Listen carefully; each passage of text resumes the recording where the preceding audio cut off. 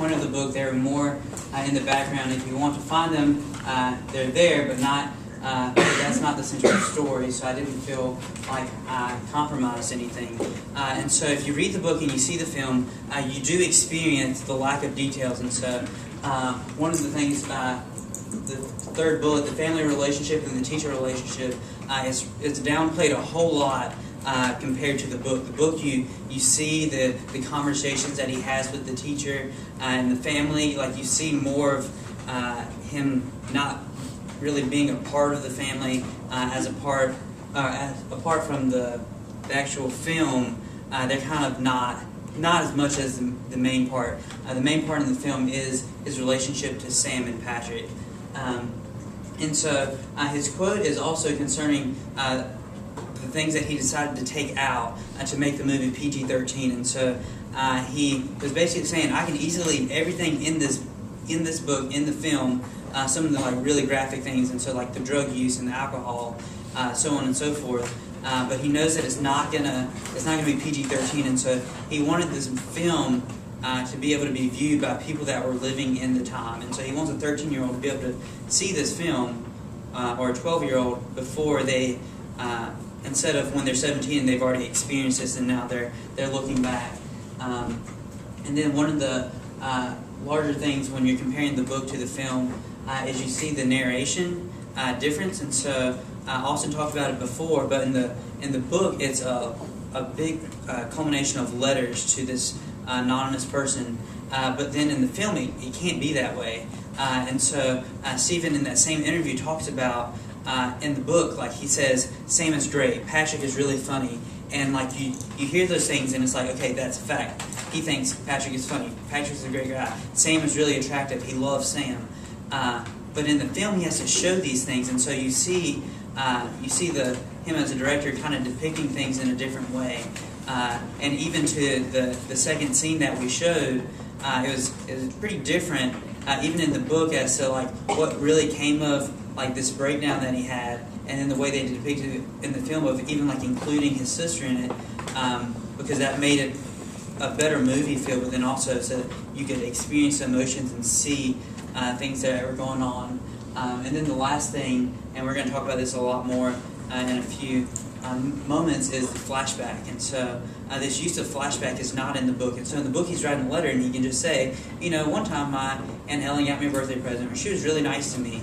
But in the film it's not natural to do that, like for him to reminisce in that way. And so instead he takes us back to when Aunt Helen was around. And then even in that clip he takes us back to when he was in a fight in the cafeteria, and when he was saw his sister being hit by her boyfriend. And so those are just some of the big book to film comparisons. And so now we're going to move on to some film techniques. Yeah, so we'll show you some of the ways that the director, which is, like Sean said, same as the author, kind of depicts some of the things that you can't get without a voiceover, and no one wants to watch a movie that's completely a voiceover. And so to show Charlie's mind in the same way that he showed it in those letters in the novel, we get a technique like this: low-key lighting, where Charlie's sitting at his desk here, and his room's dark. He's at a dark moment in his life, and we zoom into his mind, which is contrasted by that bright natural light outside his window, and so we get the feeling that his mind is a dark, confused place. And so another technique we see is the Dutch angle.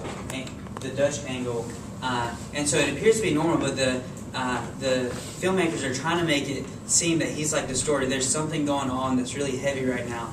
And so instead of just seeing him come into the house, which the first angle they do, just show him coming into the house, then they tilt the camera to just show some more of the confusion that's happening.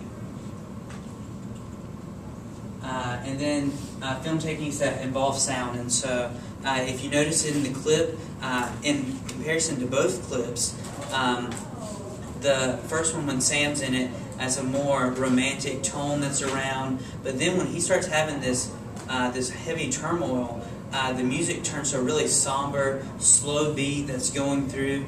And it's interesting as you look back into the book, music is a huge thing.